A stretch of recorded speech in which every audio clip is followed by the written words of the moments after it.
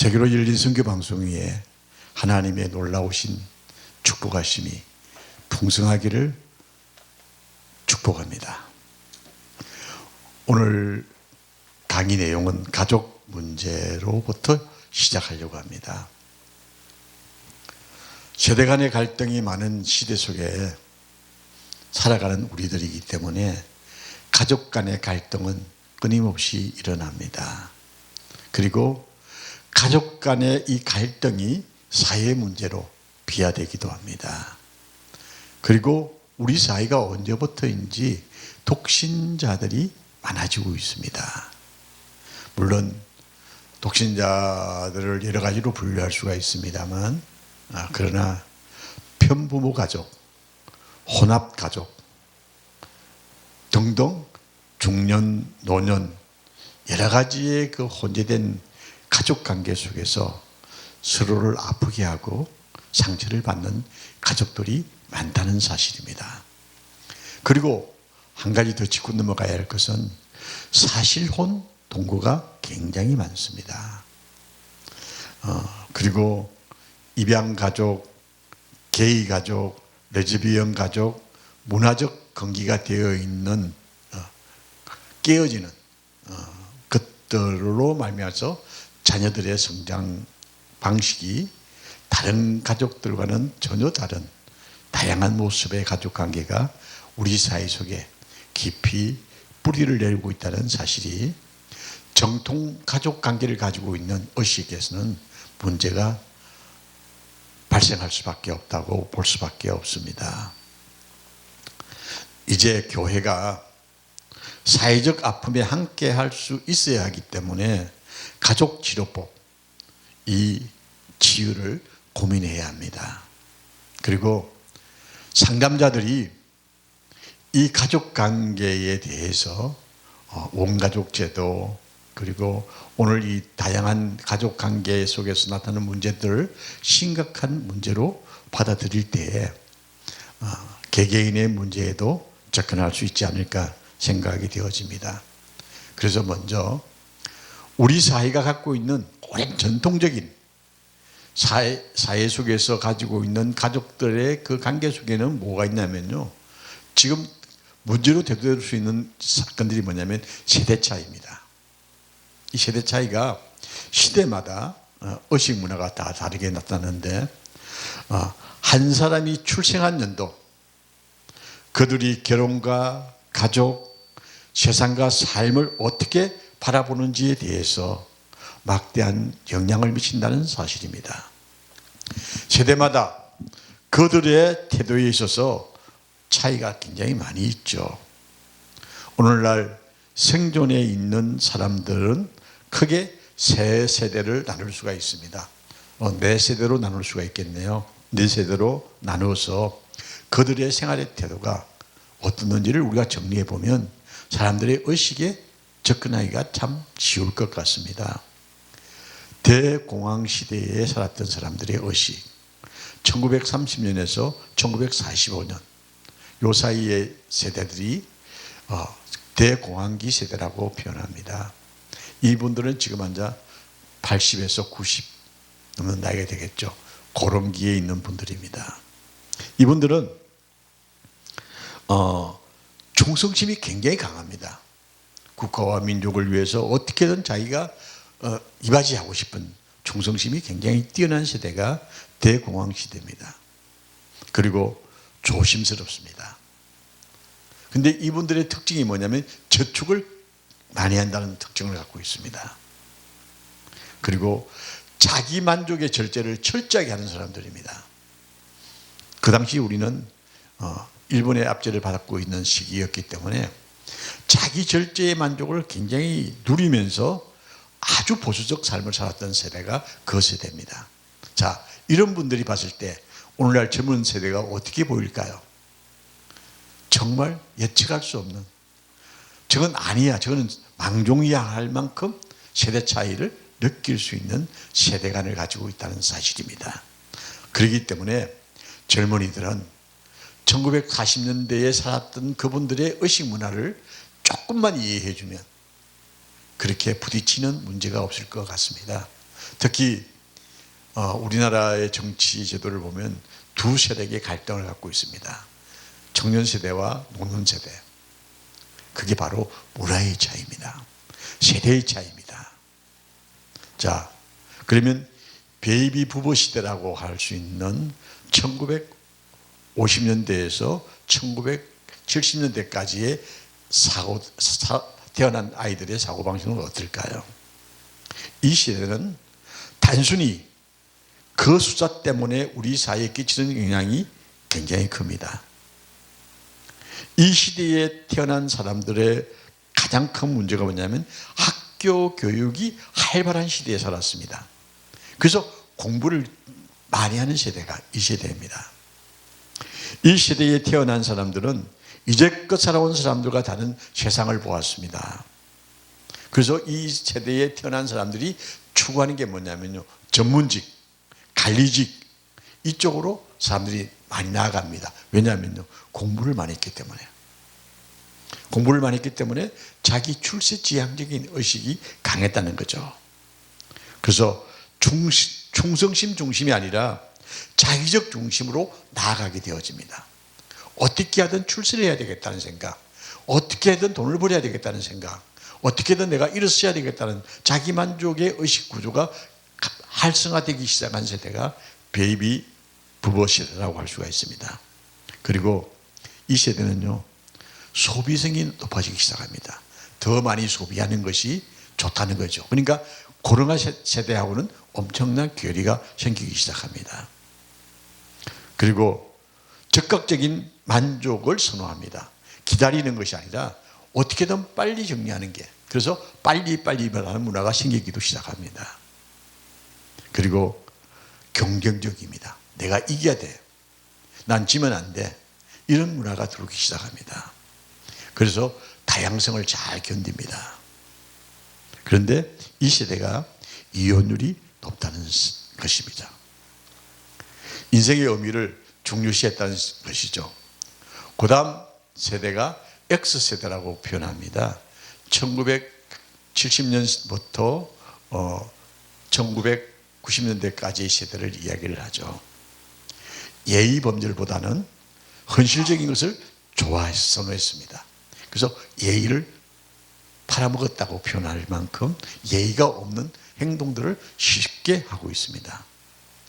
그래서 자기중심적이기 때문에 자기 몰입형이라고 할 수가 있습니다. 자기밖에 생각을 안 하는 겁니다.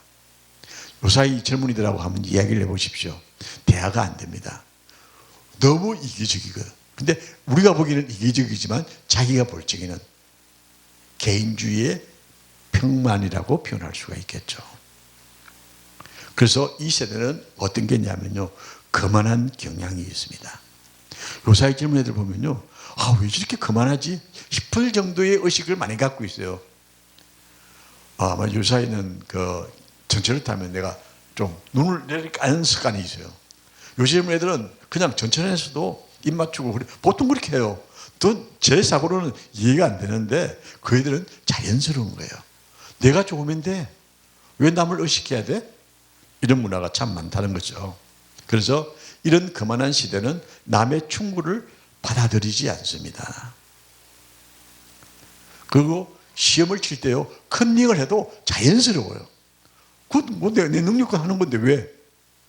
이게 학교 교단에서 연세 많은 교수님들은 이해가 안 가는 문화가 되어버린 겁니다. 그리고 힘든 일 좋아하지 않습니다. 그래서 즉각적인 만족을 추구하는 세대가 X세대라고 합니다. 그리고 고정적 관념, 절대적인 존재에 대한 삶이 없다는 이야기입니다. 그래서 그들이 교회를 떠나기도 합니다. 절대적인 것이 없기 때문에 하나님에 대한 두려움이 없는 세대가 X세대라고 할 수가 있습니다. 미국 교회가 몰락을 하는 시기가 언제냐면요, 바로 60년대 말에서부터 80년대까지 미국 교회에 몰락이 옵니다. 왜 그럴까요? 당시 미국은 월남전쟁을 치룬 구조적을 갖고 있기 때문에 청년들이 교회를 나오지 않았습니다. 히피 문화가 들어오기 시작하면서요. 청년들이 교회를 떠나니까 교회가 공간이 생기는 겁니다. 노년층들은 이젠 재퇴해야 되고 젊은 아이들이 교회에서 성장하기까지 그 중간이 비어져 있기 때문에 수렁에 빠진 교회가 되어져서 교회에 몰락이 오는 겁니다. 한국 교회도 마찬가지입니다. 한국 교회에 청년들이 사라지고 있습니다. 원인이 뭘까요? 교회의 잘못된 모습들을 봤을 때 그들은 교회를 떠나는 겁니다. 그래서 오늘 교회가 물질 만능화되어져서 큰 탑을 씌워가는 이유가 뭐냐면요, 청년들을 부르기 위한 모습도 그 속에 있다고 봐야 됩니다. 눈에 보이는 걸 좋아하기 때문에. 그래서 X세대들이 가지고 있는 문화가 한국 교회의 변형을 가지고 왔다라고 할 수가 있습니다. 그리고 마지막 MZ세대라고 합니다. 이건 1990년 이후 지금 태어난 세대를 MZ세대라고 하는데, 이 세대는 개인주의적인 것보다는 고립형이 많습니다. 그러니까 고립형이라는 것은 주변을 차단하고 자기만 살아가는 겁니다. 그래서 컴퓨터에 빠져서 밖에 나오지도 않는 겁니다. 이제 그런 의식을 갖고 있다는 이야기죠. 근데 이 세대는 사춘기가 몇 살 때부터인지 아십니까? 우리가 사춘기 그러면 16세에서부터 뭐 사춘기 시대에 들어간다고 그러죠. 지금은 사춘기가요 30세대가 돼야 사춘기에 들어갑니다. 그만큼 의식 문화가 바뀌었어요. 굉장히 지능적으로는 발달하는 것 같이 보이는데 문화는 쇠퇴화되고 있다는 사실입니다. 그리고 덩치만 크지 어린아이의 경향을 가지고 있습니다. 그래서 결혼을 40대에 해도 늦지 않다고 생각하는 게 그들의 생각이에요. 요사이는 결혼할 생각 안 합니다. 그냥 편안하게 내 잘 먹고 잘 사는데 왜 결혼을 해? 제 가정 이야기를 하면 좀 제 딸이 들으면 막 화를 낼 것 같은데 결혼 안 하려고 그래요. 내가 왜 남의 집에 가서 애 낳아주고 밥 해주고 해야 돼? 내 돈 벌어서 사는데 내가 왜 고생해야 돼? 이게 젊은이들의 여자들의 모습입니다. 그래서 TV를 통해서 정신세계가 굉장히 얕아졌다, 그렇게 저는 봅니다. 사고의 영역이 작아졌다는 겁니다. 거기에 몰입해버리면 거기에 빠져서 그 안에서 허둥이다 보면 애들이 생각을 하려고 하지 않습니다. 여러분, 옛날에 저희들 목회 시작할 때, 제가 목회 시작할 때 그때 유행됐던 말이 뭐냐면요, 바보상자라는 말을 TV를 해서 그렇게 표현을 했습니다. 전 지금도 텔레비 없습니다. 안 봅니다. TV 볼 시간 있으면 책 본다고 생각하는 게 제 생각인데, TV에 몰입하면 거기에 빠져서 거기서 자기가 생각할 수 있는 사고력이 전혀 나오지가 않습니다. 그래서 TV를 통해서 정전세계가 얕아진 세대가 MZ세대라고 이야기할 수가 있습니다. 근데 요새는 TV도 좋은 프로그램을 참 많이 하는 것 같아요. 좋은 뭐 여행이라든가 이런 건데 그게 너무 완전 뭐라고 표현할까요? 사람을 이렇게 꼬시는 것 같은 느낌을 주는 그런 프로그램이 많기 때문에 분별해서 봐야 되겠습니다만, 어쨌든 TV도 새로운 변화를 가지고 오는 것은 사실입니다. 그리고 중요한 거는요, 성 역할이 불분명하다는 사실입니다. 남자가 해야 할 일과 여자가 해야 할 일, 이미 베이비부모 세대까지도 그런 걸 참 정리를 했거든요. 남자는 돈 벌러 가야 되고 아내는 집에서 가정을 지켜야 되고 이게 없어져 버렸어요. 그래서 지금 나이 연세 드신 분들도 이런 성역할 분담에 대한 개념이 끼어지는 현상이 일어나고 있습니다. 그래서 남자가 가사 생활을 다 하는 그런, 그게 자연스럽게 이제 나타나는 현상이잖아요. 어제 제가 재미있는 연극을 하나 봤는데, 두 어머니라는 영화입니다. 두 어머니라는 영화, 연극인데 그게 낭독 연극인데, 그 연극이 너무 머리에 아직도 안 잊어버리는 게, 그게 예수님 어머니 마리아와 가룟 유다 엄마 마리아, 가룟 유다 엄마도 마리아로 그렇게 나와 두 사람이 이제 만나서 두 아들을 잃어버린 엄마의 심정을 같이 토하다가 가룟유다 엄마가 이제 예수님 어머니한테 공격을 해요. 마리아한테 공격을 해요. 왜냐하면 너는 아들이 불안했잖아. 우리 아들은 불안 안 했어. 그러면서 공격하면서 싸우는 이야기인데 의미가 굉장히 있더라고요. 근데 그 관객들이 대부분 다 목사님이더라고요. 아마 목사님들을 초청한 것 같아요. 그래서 참 재밌게 보고 오면서 라디오에서 나오는 소리를 들었는데 어떤 거 들었냐면 그 탤런트였나요? 그 뭐 김덕분인데 판사 아내를 맞이해서 결혼해서 뭐 아들 셋을 키우는 남자 김종국인가요? 그런 사람인데 그 사람이 자기 아이를 키우기 위해서 인기 있는 연예인도 안 하고 아이를 키우는 가사 이야기를 쭉 하면서 그런 대담하는 걸 들으면서 내가 그랬습니다. 그래, 최고의 인기를 구가했던 배우도 아이를 키우기 위해서 가사를 돕기 위해서 출연을 안 하고 아이를 키웠다는 이야기 참 의미 있게 들었습니다. 그게 뭐냐면요, 속력칼이 없어졌기 때문에 생길 수 있는 이야기입니다. 옛날 같으면 그런 일로 안 생기죠. 모순되고 불일치한 성향을 가지고 있는 게 MZ세대입니다. 그 왜 그러냐면요, 사고 영역이 모호하기 때문입니다. 그래서 요새 옷차림만 보십시오. 젊은 세대들 이상야릇합니다. 내가 도대체 이해를 할 수 없는 옷차림을 하고 다녀요. 그런데도 그게 맞다고 생각해요. 어떻게 허리가 다 내려가도 엉덩이가 보일 만큼 옷이 내려가도 그게 유행이라는 겁니다. 그래서 요사이 옷을 살 때 참 조심스러운 게 그런 옷들이 너무 많다는 거예요. 그래서 저도 한번 옷을 참 예뻐서 샀는데 이거 입어보니까 이게 너무 땡겨서 입지도 못하고 너무 주부리는 그런 일도 생기는데 그만큼 옷차림이 불분명하다는 겁니다. 그런데 그이들이 나를 봤을 때 구태의인한 모습이라는 겁니다. 이게 어떻게 조화를 이루어야 할 것인가?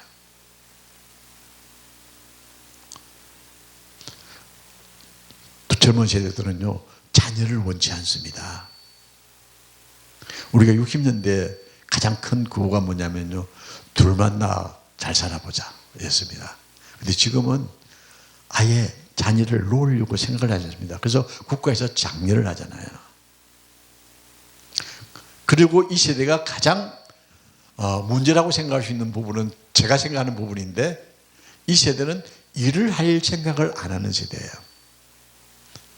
그냥 적당히 하다가 일 그만두고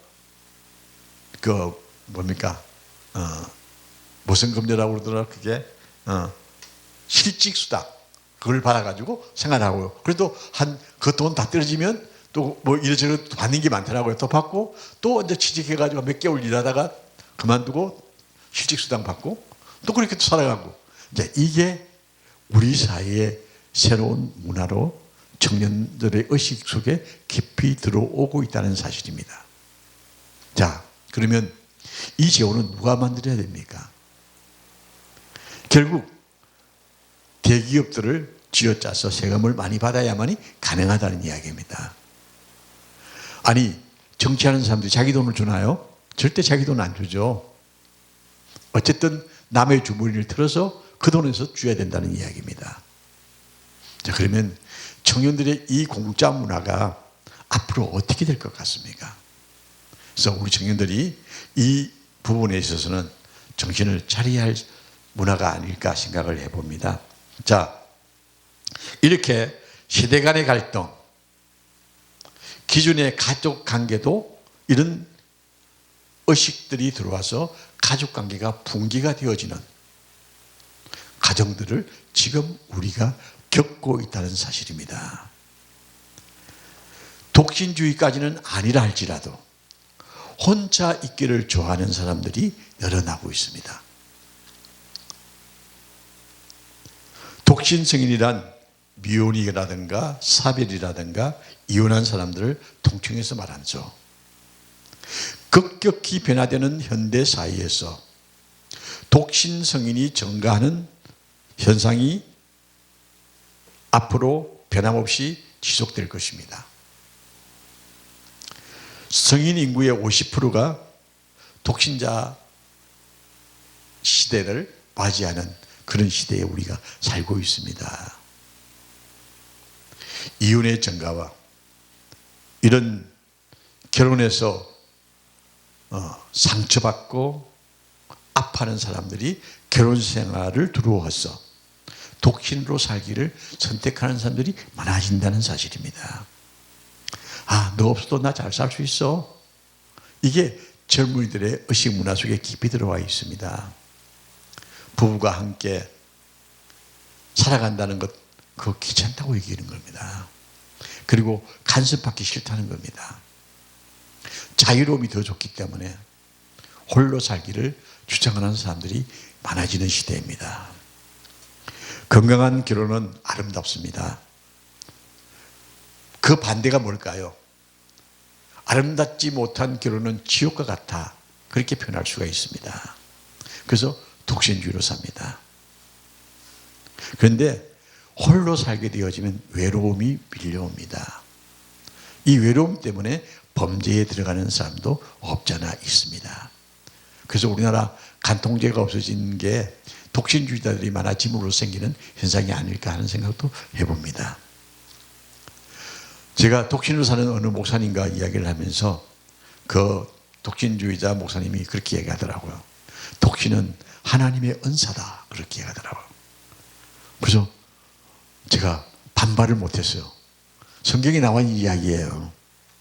고린도전서 7장 6절에 보면요, 사도 바울은 나처럼 혼자 있는 그대로 지낼 수 있다면 결혼하지 않고 그대로 사는 게 은혜다 그렇거든요. 은혜라고 부르는데 뭐라고 합니까?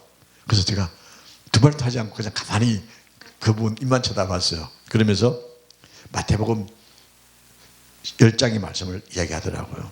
예수님께서 천국을 위해 스스로 고자된 자가 있도다. 이 말을 받을 만한 자여 받을지어다 그랬습니다. 그러니까 혼자 사는 게 얼마나 하나님의 은혜입니까? 그래서 생각을 참 많이 해보는 성경 구절이었다고 생각을 합니다. 독신으로 사는 사람들, 주의가 흩어지지 않고 자기 개발과 사역을 할 기회가 더 많지 않습니까? 라는 그 말에 자족함을 느끼는 말로 들었습니다. 그러나 저는 안 하는 것보다 하는 게 더 낫다고 생각하는 입장입니다. 왜냐하면요, 인생의 희노애락이 결혼 속에 참 많이 담겨져 있거든요. 그래서 어차피 이 땅에 왔다가 다시 갈 인생들 아닙니까? 하나님 나라에 갈 인생들이라면 안 하는 것보다는 해보고 후회하는 게 더 낫다는 생각을 해봅니다. 결혼은 성스럽고 거룩한 것입니다. 결혼의 잘못된 목적, 잘못된 동기, 옳고 그름이 없는 무의식적 결혼으로 말미암아서 여러 가지 갈등을 만들고 상처투성인 잘못된 결과를 낳기 때문에 결혼을 안 하는 것이라고 저는 생각합니다. 이제 결혼관을 바로 세워줘야 합니다. 가족관계에 있어서 가장 중요한 게 결혼관을 어떻게 세웠느냐. 요새 젊은이들 결혼은요, 무엇 때문에 결혼하는 것이지 사랑하기 때문에 결혼하지 않습니다. 무엇 때문이라는 것은 무엇 때문이라는 것이 없어지면 끝나는 것이죠.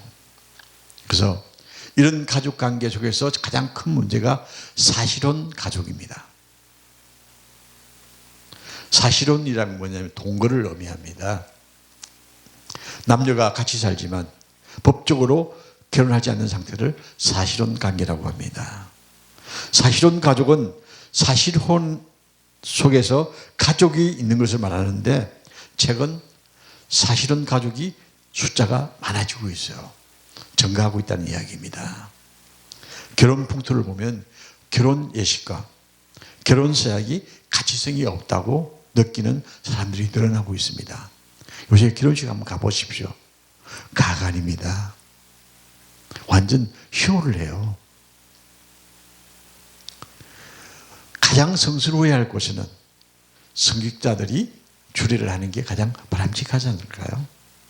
근데 제가 주례 안 쓴 지 한 1년 되는 것 같아요. 코로나 시대에도 주례를 한 2번 쓴 것 같은데 주례를 써달라는 사람이 아무 없어요. 왜 그럴까요? 그냥 자기들끼리 이벤트를 하는 거예요. 결혼은 하나님 앞에 거룩한 삶에 대한 서약이라고 저는 생각합니다.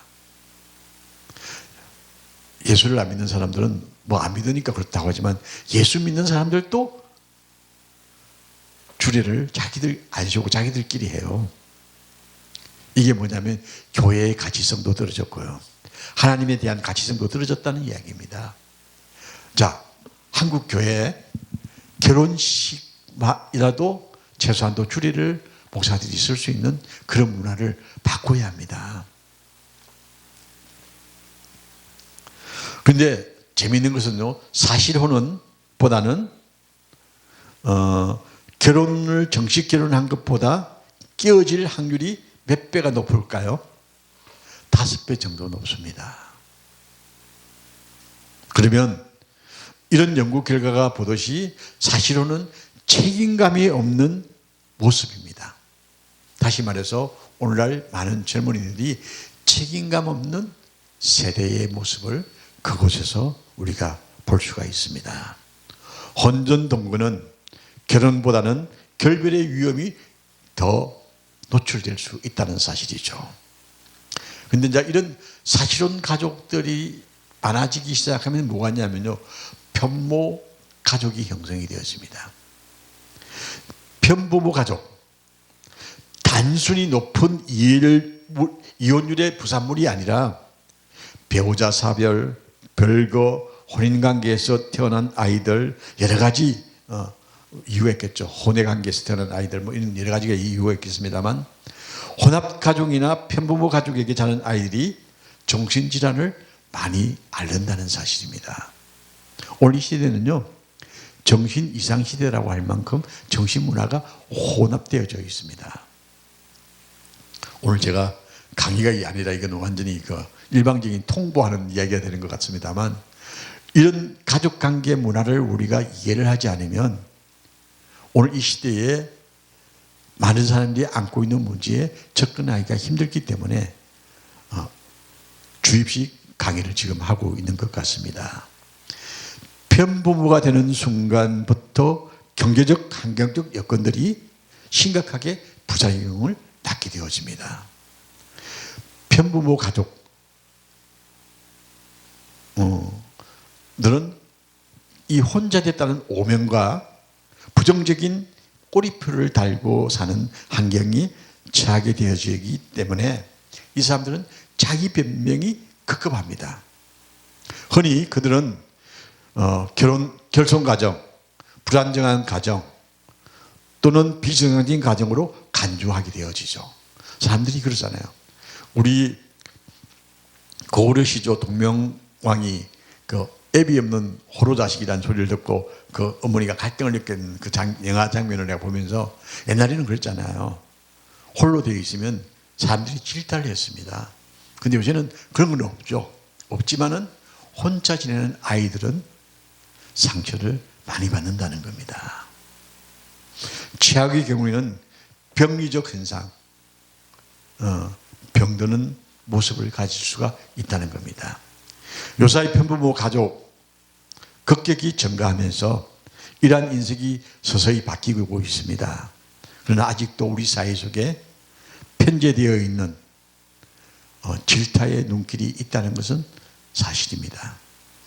우리 사회의 전통적인 기준의 가족은 점점 사라지고 있는 추세이기 때문에 잘못된 시각은 사라지고 있지만 주변에서는 색안경을 끼고 보는 사람도 없잖아 있다는 사실입니다. 그런데 우리가 편부모 가족 자녀들에게 보이는 눈길은요, 질타의 눈길이 아니라 뭐라고 표현할까요? 잘못된 그 편부모 가정의 모습이라고 생각하지 아니하고 그 사람들의 상처 입은 걸 치료해 줄 수 있는 모습을 가져야 한다고 저는 말씀드리고 싶습니다. 이 편부모들은 강한 실패감과 비정상적인 느낌, 그래서 부부가 동반하는 자리에서 불편함을 느끼게 되어집니다. 특히 자신은 실패자라고 자조하는 그릇된 죄책감을 가지고 있는 사람들도 없잖아 있습니다. 내가 잘못했어, 이렇게 되었다고 참 자기 책임을 가지는 사람이 있다고 하면 참 좋겠습니다만, 저 사람 때문에 내가 이렇게 됐어 하고 상대를 원망하는, 불평하는 그런 가정들이 이제 많아지기 시작하면 이건 잘못된 사고 속으로 굴러가게 되어지죠. 어제 가룟 유다 어머니가 마리아 그러더라고요. 당신 아들 때문에 내가 우리 아들 죽었어, 막 그렇게 막 강의를 하더라고요. 그런데 나중에는요, 그래 주님이 우리를 살려주셔, 그렇게 그 하예의 장면이라는 마지막으로 끝이 나던데, 그걸 보면서 가룟 유다 엄마도 자기 아들이 예수님을 팔았다는 사실에서는 전혀 공감하지 않고 자기 아들을 죽인 예수로 공격하는 그런 모습을 보면서 우리 인간은 누군가에게 책임 전가를 하는 모습을 가지고 있다는 것을 저는 어제 그 연극에서 살펴봤습니다. 자, 오늘 우리 특히 자기가 실패자라고 느끼는 편부모들, 이 자주하는 그릇된 죄책감을 가지고 있는 사람들이 있기 때문에 이건 내려놓아도 괜찮다고 생각합니다. 이유는 나의 삶이 조각났고 결핍되어 있으면 성에 굶주리고 어울리기 힘든 사람이며 유능하지 못하는 꼬리표를 가지게 되어지는 것이죠. 그래서 편부모 가정에서 자란 자녀들 양육하는 것이 얼마나 나쁜지에 대해서 여러 가지 부정적인 것들이 따라다닙니다. 이러한 부정적 꼬리표를 극복하는 중요한 열쇠는 현재 나의 가정에 대한 긍정적이고, 그리고 현실에 효과적으로 대처하는 것이 무엇인지 깨닫고 우리가 하나님의 능력을 믿고 기도하는 것처럼 이러한 고통의 환경을 깨고 하나님의 능력 안에 들어갈 수 있는 변화의 옷을 입는 것 같이 환경을 꿋꿋이 이겨내는 것입니다. 편부모가 된 분들의 회복의 가장 큰 장애물이 뭐냐면요, 특히 전 배우자에 대해서 해결하지 못한 남아있는 선풀이와 분노가, 이런 것이 남아있는 한 치유가 되지 않기 때문에 갈등은 언제든지 안고 있다는 겁니다. 우리가 내적 치유의 가장 중요한 두 가지 열쇠는 상처를 인한 용서할 수 있는 마음을 갖는 것과 그리스도인의 정체감을 갖는 겁니다. 그런데 이게 없으면 불평과 원망과 분노가 끊임없이 일어나서 결국은 자기 병이 되는 거예요. 여러분, 분노를 많이 가지면 어떻게 되는 줄 알아요? 심장병 발생합니다. 여러분, 분노 가지지 마세요. 원망하지 마세요. 결국 편부모가 되는 원인은요, 50대라고 생각하면 제일 편안한 생각입니다. 그런데 때로는 하나님께서 왜 나에게 이런 상처를 주셨을까 하고 하나님을 원망하는 사람도 있습니다. 우리가 어떤 일을 만나서요, 하나님 원망하는 사람들 참 많아요. 하나님이 왜 나에게 이런 걸 주셨지? 그건요, 자기 상처입니다. 하나님은 악이나 혼돈을 만드시는 분은 결코 아니십니다. 정의와 공의를 세우시는 분이 하나님이십니다. 선한 역사 속에서 나를 볼 수 있는 지혜를 우리가 하나님을 만남을 통해서 배워야 하는 것입니다. 편부모 가정의 회복을 위해서 먼저 말씀드리고 싶은 것은 죄책감을 처리해야 한다는 이야기입니다. 홀로 되었다고, 내가 잘못되어서 그렇다고 죄책감 가질 이유도 없습니다. 상처 입은 어떤 배우자는 결혼의 실패에 대한 모든 비난을 자신에게 쏟고 죄책감을 느끼는 사람도 없잖아 있습니다. 근데 50대 50이라고 생각하십시오. 그러면 편합니다. 내 잘못도 있지만 상대방 잘못되어 있어. 그래서 그걸 딛고 일어서야 되는 겁니다. 어떤 사람은 상대방에게 모든 비난을 다 쏟고 그 분에게 책임을 전가하기도 합니다. 그런데 우리 인생 살면서요, 완벽한 사람 없습니다. 50대 50 가장 좋은 방법입니다. 그래야 나도 느끼고 상대에도 이해를 하고 그렇게 살아가게 되어지는 것이죠. 자, 우리가 이렇게 편부모 가정이 되어질 아이들에게 어떻게 양육해야 할 것 하는 문제를 갖다가 마무리를 하면서 정리를 하고자 합니다. 첫째, 정체감을 확립시켜줘야 합니다. 정체감 확립은 치유와 안정의 가장 중요한 열쇠입니다. 많은 아내들은 자신의 정체성의 중심을 남편에게 두고 있습니다만 그리스도인의 정체감과 자기 수용을 이해하고 정체감을 강력하게 확립하는 것은 바로 나를 도우시는 하나님, 그 하나님과 함께함의 모습이 필요하다는 겁니다. 하나님을 믿지 않는 사람이라고 한다면 기중한 변화를 경험할 것이며 적개심과 죄책감, 정체감 문제를 처리하면 편부모에게는 흔히 볼 수 있는 깊은 거절감이 사라지게 되어진다는 사실입니다.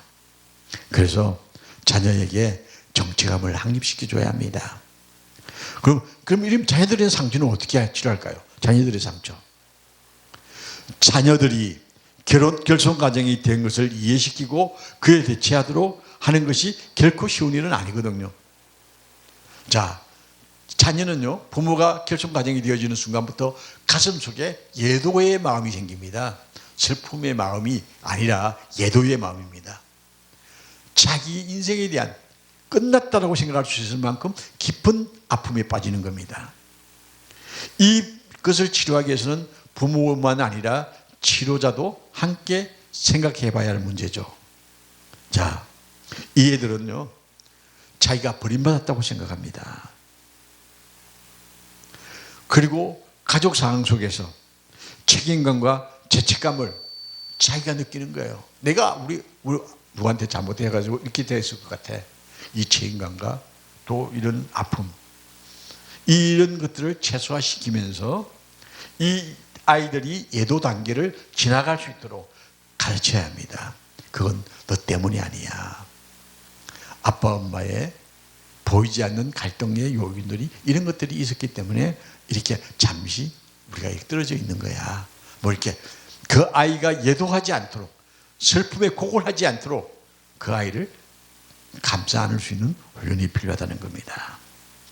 자녀들은 부모와 같은 상실의 가정을 거쳐가지만 종종 그들의 감정을 언어하지 못하기 때문에 그 대신 그 감정을 행동으로 표현하기 때문에 그들의 분노, 항의 이런 것들이 사회를 향해서 던져진다는 겁니다. 그렇기 때문에 그 애들에게 희망을 주는 상담자들의 모습을 가지기 위해서 편부모 가족들 이해하려고 하고 감싸 안으려고 그리고 함께 가는 그런 모습을 우리가 가져야 합니다. 가족관계에 서론을 너무 길게 했습니다만 이 앞으로 가족관계에 대한 프로그램을 좀 깊이 있게 다루려고 합니다. 그래야 우리 사이에 잘못되어 있는 사회적 문제를 야기하는 그런 문제들이 가정에서부터 차단할 수 있는 훈련이 되어져야 한다고 제가 생각하기 때문에 가족관계를 이렇게 서론을 굉장히 오래 한 것 같습니다. 감사합니다.